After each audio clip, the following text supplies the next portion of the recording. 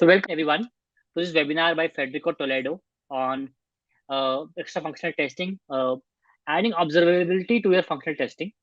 And I think that's a very key aspect of testing in general. A huge shout out to Browser Stack, who are our premier sponsor for all our conferences and exclusive sponsor for all our community events. It's due to companies like Browser Stack that we're able to do a lot of such events at a regular basis on a free at a free cost level for people. So, welcome on stage, Federico Toledo, folks. Federico is a co-founder and chief quality officer at Abstracta, and Federico has been a very regular member of our community events. He has spoken at a lot of our conferences and speaks a lot about testing as a craft. He holds a PhD in computer science and has over 1.5 decades of experience in software testing. He is also the co-founder of Testing UI, one of the biggest testing conferences in Latin America. He's joining from Uruguay here, and recently he moved to he recently moved back to Uruguay again. While in between he was in California in 2019 also. So with that, let me call Federico on stage. Hi, Federico. Can you hear me? Can you hear me? Yes. I think we are now ready. So thank you for having me. It's a pleasure, an honor for me to be here again. As you mentioned, this is not the first time, and I hope it's not the last one. So thank you for having certainly me. not. Certainly not. Yeah. I will share my screen. Well, I adjusted a little bit the title of the presentation, but basically I'm going to share with you something that I call today extra functional testing and different ways on how to observe the system while we do functional testing. And my main focus or the main idea here is in this distinction we do about functional and non-functional. Something that we observe is that most of the testing we do is manual, the QA, functional testing. But there are many important aspects of the quality of a system that are non-functional or extra functional. I will go over that in a minute. But let's talk about security, accessibility, or many of the ones that were mentioned before in the chat. And those aspects are left for later. And that means that we are suffering of the bad quality of the systems until someone pays attention to that. So my hypothesis here is that we can improve the quality or the user experience for our users if we pay attention to the non-functional requirements while we do functional testing. This is the main idea, okay? So before I go deeper on the topic, I want to introduce myself. Here. Well, I'm one of the co-founders of Abstracta, which is a company fully dedicated to providing software testing services and products around testing. I've been in the area for more than 17 years already, and I've been involved in software testing in different ways. My PhD was about model-driven testing techniques. I wrote the first book in Spanish about software testing. I typically share what I learn. So this is why I also participate in this type of talks and webinars and different things. I have a blog also. And most recently, I started 3-4 years ago, I started a podcast, which is Quality Sense Podcast, where I interview different thought leaders discussing about different topics of quality. And the podcast evolved into a conference last year. So we had the first Quality Sense conference here in Uruguay last year, and we are organizing the second edition in Santiago de Chile this year in November. It's a conference free for attendees. We are looking for sponsors right now, and this Monday we are opening the call for speakers just in case someone wants to apply. We will love to have them here. So I already mentioned that the main motivation for this talk is how we can improve the quality of the systems we deliver by incorporating non-functional verifications or testing in our testing, the testing we do every day. One of the goals I have with this talk is also demystify the non-functional testing, because many people don't do anything about it because they think this is for nerds. This is for people who devote their whole career to security, so they are experts and this is the only way to provide value. What I believe is that understanding the basic concepts, getting familiar with some tools, and starting step by step, you can contribute to the team, add value by at least identifying or smelling the biggest risks sooner and calling someone else. Building bridges is a good way I like to call this. It's like building bridges between the testing team and the developers, the DevOps, the infrastructure, or other teams that can do something about the things we find. I will share some basic concepts. I will put mostly focus on performance, security, and accessibility. There are more non-functional requirements, but I will focus on this in particular today. And I will share with you some tools you can use for free to get started into this. And at the end, I will also like to get feedback from you, because this is not an experience report type of talk, because I'm sharing here some ideas and some things that we are experimenting right now in Abstracta. We are training our testers to have this approach, but again, it's not something that we've been working on in this way for a long time. It's something that we are starting. I want to have your feedback as well.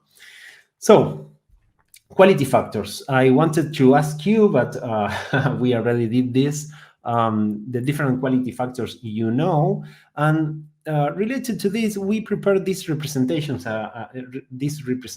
a few years ago, which is based on the ISO 25000, which talks about the quality of the software, and it divides the quality in different factors, right? And each factor is divided in different quality attributes. And then we also represented the different types of testing, okay, in this model.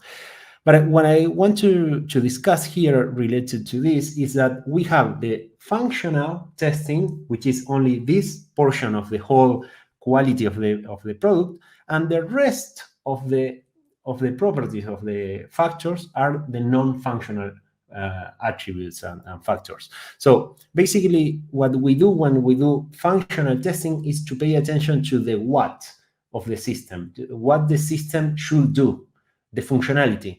And then the rest, the non-functional, is more related to the how secure, how performant, how accessible, how maintainable is the system, right? But something really important is that in many cases, the line dividing the functional and the non-functional is very thin, it's very subtle. So I really like to use this example of the airbag in order to talk about this idea. But an airbag needs to be quick, fast.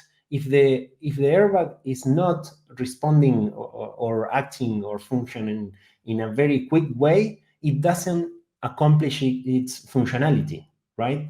So, and the same happens with so many systems or functionalities, that if the system doesn't have a good performance, it's not accomplishing its functionality.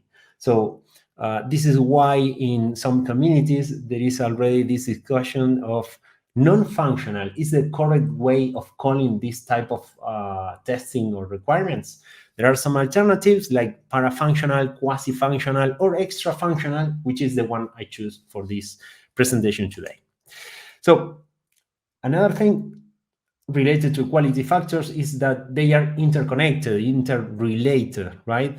An example, a story I have in order to make the point here is that there was an elevator that the users were complaining because the elevator was really slow, and the solution was to add mirrors in the interior of the elevator. So the users stopped complaining because the user experience was improved. And as the user experience was improved, the perception of the performance was not bad. I mean, this shows how one factor can affect other factors. So it's difficult to test in isolation the different factors, right? So we need to have a holistic approach to quality in order to have a good understanding of how is going to be the user experience, right? This is the main idea here. What we want to do is to unveil risks sooner, but take into consideration that the important part is to have a strategy around each factor. If in your team you already have a person paying attention all the time to security, maybe what I'm going to present here for security is not for you, right? Because as a team, you already are covering this aspect of the quality right now. But if there is no one paying attention to security, okay, let's try to take more advantage of the efforts you are putting into functional testing to unveil risks associated to security and build bridges with the DevOps team, with the developers or someone else that can do something about it. We have to be mindful about the business goals in each moment, because we will see some tools that maybe they can tell you that you have 200 issues on a single web page. And it's not the idea to take this report and just say, hey, 200 new issues for the developers, right? It's really important to filter, to understand the impact of every little aspect, prioritize properly, and then report that in a way that is aligned to the business needs and to the team, right? Let's start with the first one, with performance. Maybe this one is my favorite because I started my career as a performance tester. Performance basically is the amount of useful work achieved by a system. This is related to velocity, to response time, to throughput, but we also have to pay attention to the resource usage, because if we have a system that works very quickly, but it takes 100% of the CPU of the server, this system has a bad performance. So it's important to pay attention to both sides. In order to incorporate some performance verifications in our functional testing, what we are going to have as a goal is to detect performance degradations or risks or improvement opportunities in every test cycle. We are going to do this by using different tools to gather metrics and compare those metrics with the expected behavior. But there is a problem that in many cases we don't have an expected behavior. If you ask someone, what's the response time you expect for this endpoint? Maybe they don't have an answer. So in many cases, what we do is to compare the response time with the historical data in order to detect if there is a degradation. For example, today this endpoint is responding in 2 seconds, and it used to respond in less than a second. So there is a potential risk, a potential problem there. So maybe it's worth it to discuss that finding with someone else. And also, we are going to use different tools to perform automatic analysis on a web page or on a mobile application. There is an overlap between performance and security functionality testing. An interesting approach we could have is to try to test the functionality under load. So we can collaborate with a performance engineer and prepare a simulation, run the simulation with 1,000 users accessing to your system, and at the same time you performing the functional testing. Because by doing that, you are going to be closer to the situation of the users, because they are going to access the system at the same time than thousand other users. So this is a very interesting approach. Also, using a database in your test environment with a good volume, because every little extra second is going to affect also how the system behaves, and the whole user experience. And also, another interesting thing to do is try to test the system under different limitations in different resources. For example, don't use just the last model of iPhone. Maybe you should check a few versions, a few models, earlier models, to see how the application performs or functions with less memory. Or what about a user accessing your system under a 3G connection? So try to simulate this type of limitations. I think is very, very clever. Another important aspect to know, which is really important related to performance, is distinguishing between client-side performance and server-side performance. So client-side is everything that happens in your browser, in your machine. It doesn't matter if you are the only user accessing the system, or if there are thousands of users accessing at the same time, because the client side is only what's happening in your browser. But the server side performance is what happened on the backend, on the server side, and the most important aspect over there is the concurrency, because the concurrency really affects the performance. So having in mind this type of these two sides of the performance is really important to understand, even the tools that I'm going to show you now. So I want to show you a couple of tools that are very useful for doing performance tests or performance validations at the same time that you are doing your functional testing. So, for example, Lighthouse, I think this is the best part of it is that you don't need to install anything. This is our web page, right? So you can see, yeah.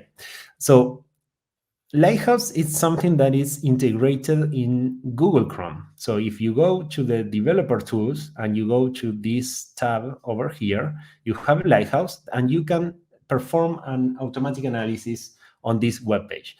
There are different options. If you can see here, navigation is the one I'm using now, and there is another one which is time span. The time span is like you can perform a complete test case. You can execute a test case, and this tool will give you this report, this analysis for the whole time you were visiting different pages. So you can do that analysis for a specific test case or test exploration. In this case, in this example I'm showing you here, I did that for the home page. You can see here that there are numbers evaluating different aspects: the SEO, the search engine optimizations, some best practices, accessibility. This is a tool that also helps you to find different accessibility issues, and performance. And for performance, you have, well, here is a number between 0 and 100. So it's telling me in green because it's pretty good at 95, right? But it's not only that number, the important part. There are different metrics related to response times of different parts of the execution. There are some screenshots, and also some issues or opportunities for improvement that you have here. For not only the issue, but also an explanation and a link with more information where you can start learning what's the meaning, how to improve that how to even more information to report to your developers. And also here you have an idea of the impact that it can give you. Because if you solve this issue, the improvement, the estimated saving in time is going to be this that appears here. So here you have a categorization. For example, some of these are in red. There are some others in orange here. So this is very easy to use, very good. You don't need to install anything. Very practical, and you can do this analysis at the same time you are again running your functional testing.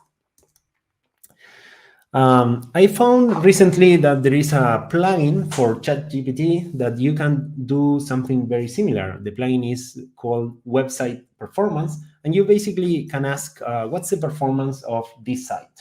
And it gives you the same information, but in this format, this chat format, right? The advantage of using this tool here in this way is that you can continue the conversation like, okay, what's the meaning of the first contentful paint? How can I improve this? And I find this particularly useful for when you are learning, because you can continue this conversation to explore different things and get more resources on that and continue your learning journey. So that's for web, right? When we are talking about mobile applications, native applications, this tool, you have a free version, is a tool that we implemented called AppTeam. And here I have a video while I explain what's happening. Basically, what I do is to connect my phone to my laptop, and I run this agent and do some basic configuration of the application I want to test, and the phone I have, etc. And then I start the test case or the test exploration, and basically I do all my testing, my functional testing, and the agent, what it's going to be doing is gathering all the information related to performance of what's happening on the mobile device. At the end, what I'm going to have is this report, but I will show you the report that I have here. Actually, I will share this report in the chat if you want to check it later. But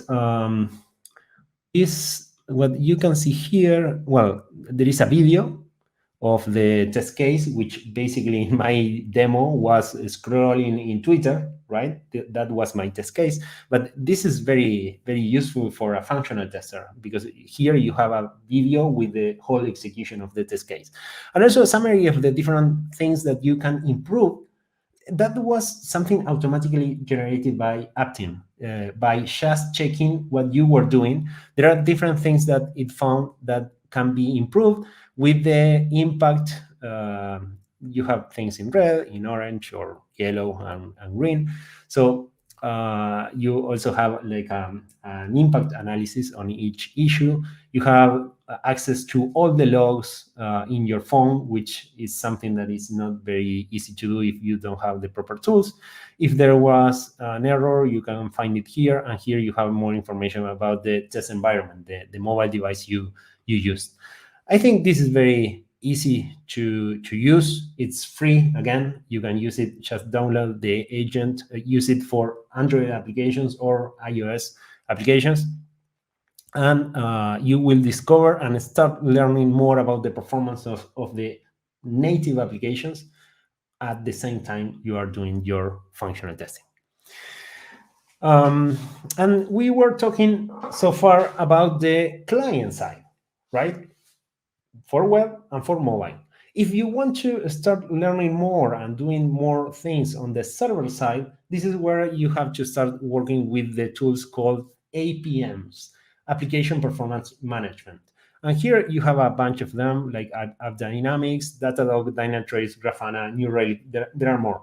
But basically, you can navigate the different metrics of the different services and servers that you have in your infrastructure.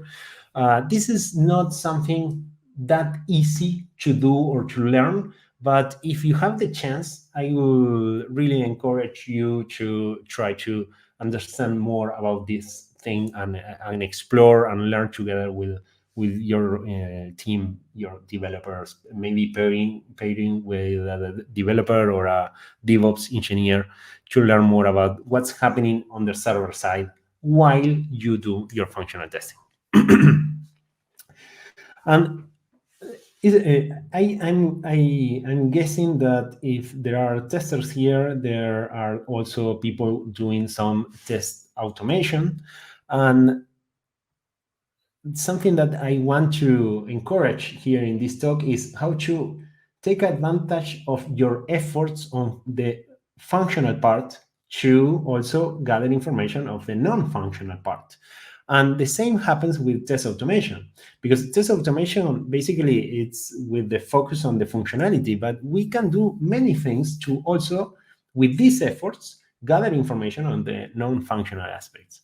For example, we could collect response times of every action we perform in a script. And then we can analyze trends, we can add assertions of a specific functionality, verify that it doesn't take more than X number of milliseconds or something like that. But we can do something else. We can do the Chrome developer tools. The API can allows you to gather all the metrics that we saw in the Lighthouse. So using this API, you can gather these metrics, add assertions, check different multiple things. In this repo here from John Hill, you can access to a very clear example. So if you are doing test automation, I will really suggest to pay attention to these type of things. Another way to take advantage of your functional scripts is to use this library we implemented. It's called JMeter DSL. It's a library that basically allows you to implement your JMeter scripts for performance simulations in Java instead of using the GUI of JMeter, right? In this way, the tests are more developer friendly, are easier to maintain them in a GitHub repository, for example, right? And a functionality that we added to this library was to convert Selenium scripts into JMeter scripts. The advantage here is that you can use the Selenium scripts to generate other scripts for the performance testing, right? And also, there is a local solution called Mabel that they are offering something similar with the same idea of reusing the API testing to run performance tests. This is a feature they released a month ago, and I hope other functional test automation tools incorporate more of these type of approaches in the future. So I will try to go faster. Let's talk a little bit about security, which is basically the capacity to protect your system data and resources from malicious access, right? Our goal is going to be to try to detect vulnerabilities or risks and detect non-compliance to standards, right? We will use different tools to perform different scans for vulnerabilities. And there are some functional testing that we do in order to verify the security of the system, mainly when we test the login or the access control for different users and roles. There is another important thing that we should be paying attention while we do the functional testing, if related to the error handling. If you are testing something and you break the application and you see a stack trace, this is an issue related to security as well, because many attackers, what they do is try to find these type of errors to see a stack trace, because there is a lot of information that they can use. Sometimes IPs or server names or the call stack. So you learn more about the code or the libraries that you are using. So there is a lot of information. So when you are testing, try to verify that there is no information related to that exposed to the final user. Also, we can do input validation, like looking for checking the SQL injection or prompt injection now that we are integrating ChatGPT everywhere. It's important to know about these aspects, about the standards that apply for our context. For example, PCI is one of the most well-known ones. And something very simple, it sounds silly, but in different conversations, I've seen that many testers don't pay attention to these type of things, is that we should be sensitive to the information that is uh,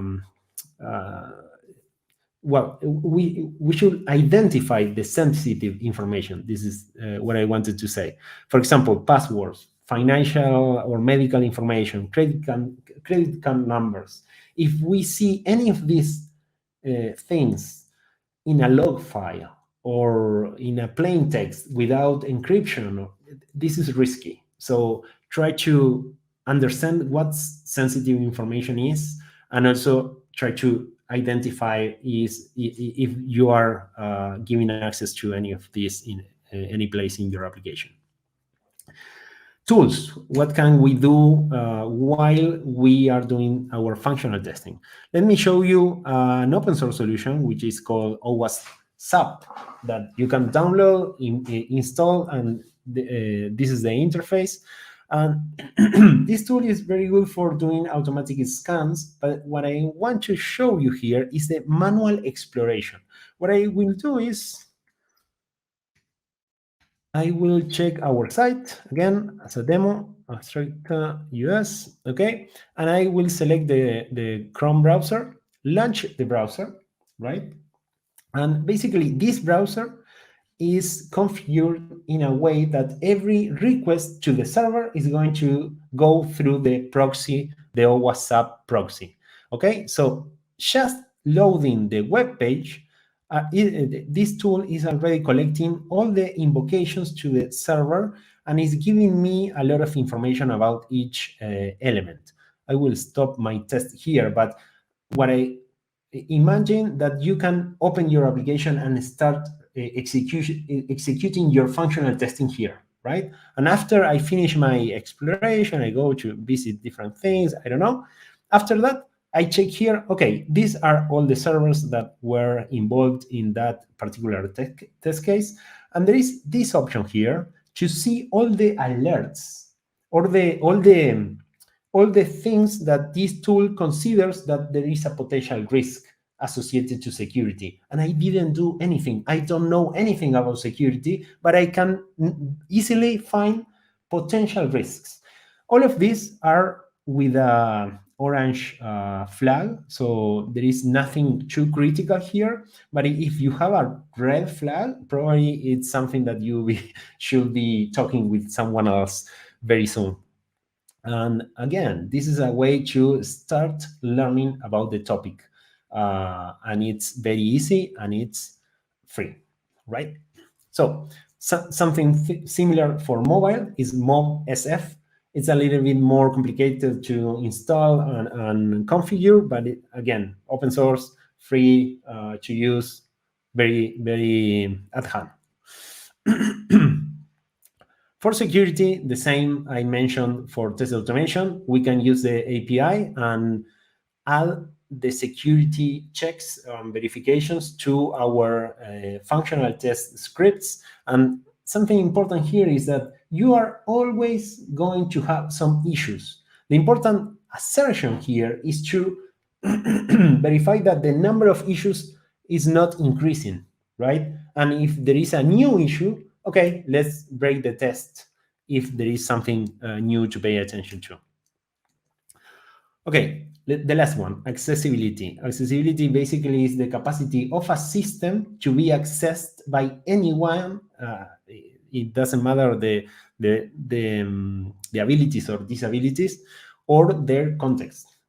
And here, the idea is to remove the barriers. We are responsible for our systems to be accessed by anyone. And by doing this, we are improving the user experience of every person. And for that idea, I really like this example of the ramps in the streets, because these were designed for people in wheelchairs.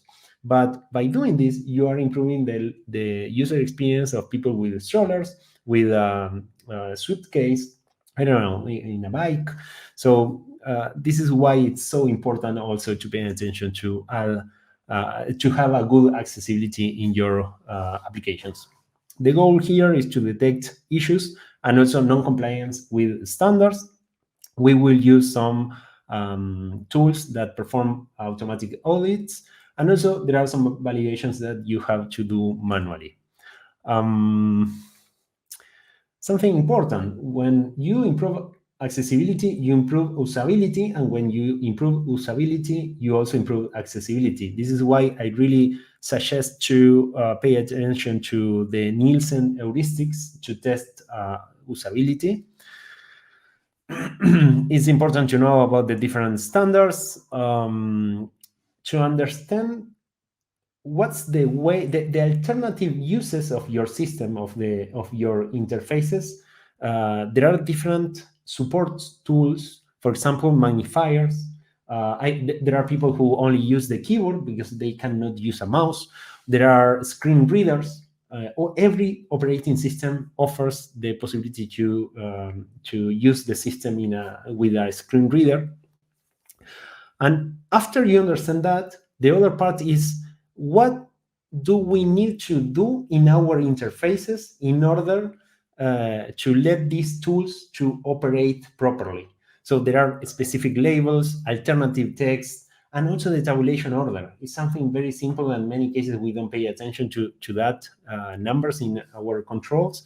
But this is the way you can make the system easy to use when using it only with the keyboard. Some tools. Again, Lighthouse, I already mentioned it. You can automatically have this number and a list of issues to improve and different links to learn more about this.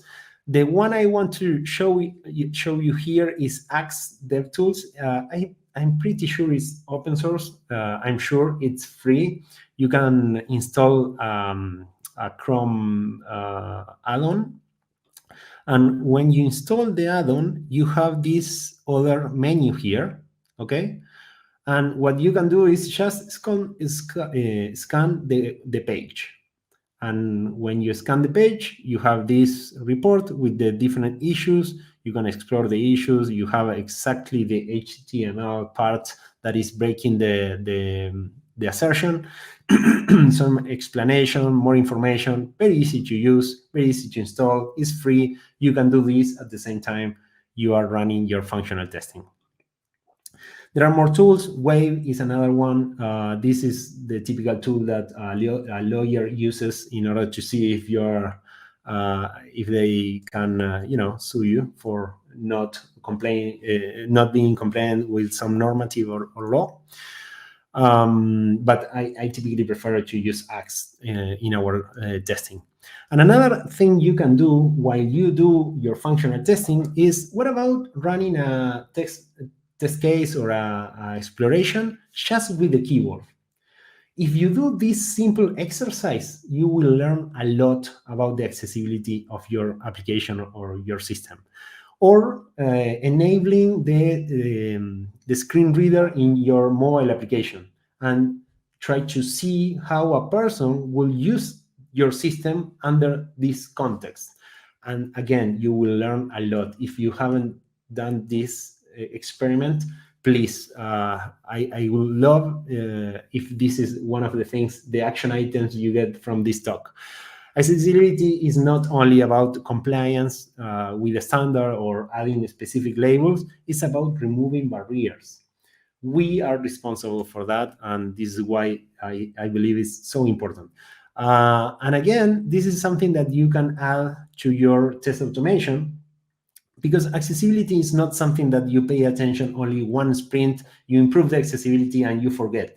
It's something that you have to work continuously. So after you improve your system, adding as specific assertions in order to see that you don't have a regression is very important. You can do that with Axe DevTools. Also, they offer an API. Or again, I wanted to mention that Mabel offers in their platform, in their functional tests, the possibility to check the accessibility of every page that the script visits. which is really cool. I'm running out of time, so as final thoughts, I hope you find this content useful, and I wanted to share that for me, extra functional testing or non-functional testing is not rocket science. You can learn the basic concepts, get familiar with the tools like the ones I show you here, Lighthouse, AppTeam, SAP, Axe. There are so many more, but you could start with those and you will learn a lot. And then share those learnings with the rest of your team. Integrate those checks, verifications tool into your daily routine of doing functional testing. Start simple, filter what's important, be sure to be aligned with the business priorities and report accordingly to that, and connect and build bridges. This is one of the main messages I wanted to convey here. More links and information to continue learning in this. Here you have some content we generated in these topics. And again, I'm really honored to be here. And I hope we have a few minutes for at least one or two questions. Or otherwise, you can find me on LinkedIn. I'm typically there, and I love to connect with the community and share more about this. Thank you. Hi, Federico. Thank you Hey. so much for this lovely session. Federico, it was a great session by you. Really good points. And I can see in the chat also, everyone was enjoying it and they were dropping in their like thought processes around the things in the chat. Okay, so we have a question by Mahesh Moira. So the question is, what are the best practices for writing alt text? Do I add buy now button to the alt text, and is there a word limit to it as well? I don't have the specifics of the limits or these type of things. Something I want to mention related to this, because it's a very important question. I think it's something that you get better by trying it. It's like, okay, let's add an alternative text to this, and then let's test this, how a user will experience this when using the system. I have an example. If you use, if in your iPhone you use the calculator, it's typically pretty good. You can use the whole interface with the screen reader pretty good, but the alarm the alarm is really bad, because there is a label that says sleep, vertical line, wake up, and the reader reads exactly that. So it's taking me time to listen to the vertical line that it doesn't mean anything, right? It's just I can see this and there is a line, and it's just like a aesthetical thing, I would say. So this is an example of something very basic, but in other cases we tend to put button cancel button, okay, but maybe the reader, when it's reading the interface, it reads button and then cancel button. So a way to improve the experience, maybe it's just putting cancel, because button is already mentioned by the system. You know what I mean? It's like I don't have specific guidelines, but what I encourage you to do is to understand how the reader works in order to define your own guidelines. Maybe, yeah. Thanks Understood. for the question. Yeah. So we have another question by Sundar, who is QA lead in Bangalore. So the question is, how about the documentation of this tool? Which tool are you referring Yeah, to Optim? yeah, I think he's referring to the tool that you showed. But just in case, Sundar, please can you write down which tool, and we'll be waiting to answer you in detail. Anyways, I can tell you, Optim has an extensive documentation, which is really good if you are testing mobile applications. reading this type of documentation helps you to learn more about what's important, how these applications are affected by the different resources, and which metrics means what. Because at the beginning, a problem we had with the tool is that our users didn't understand the report or what to do about it. So we started to generate more documentation around the different things. So if you access to the site, you will find a lot of documentation. So yeah, and again, it will help you to learn more about the performance on the mobile devices. Understood. We have a request from Swapna. She's saying, can we get in detail documentation or links of the tools exhibited in the session? Yeah. You have links when once you have the slides, you will find links to all the things I shared and the tools and everything. Yeah. Okay, great, great. No more questions, though a lot of people are saying thank you for the session and thanks for the simple and powerful session. So thank you so much, Federico, for doing this with us. It was long planned, and finally the session is here, and we are able to reach to the audience. And thank you so much for being so kind and replying really fast. So Thank thank you for you. this session. So we'll meet in another session with some other speaker with another topic. Till then, happy learning and keep testing. Bye. Bye bye. Thank you. Um, Thank you. I would love to ask the attendees to drop any questions if you have. Definitely, Frederick was ready to answer them. So, if you have any questions, I'm waiting for like 1 to 2 minutes. You can drop them in the Q&A tab, and we'll definitely take them. Um, so, Central, we will be sharing the slides with you. Once Federico shares it with us, we will be sharing it with you also. I will do that today. Yeah. So we can share it to you by tomorrow. Perfect.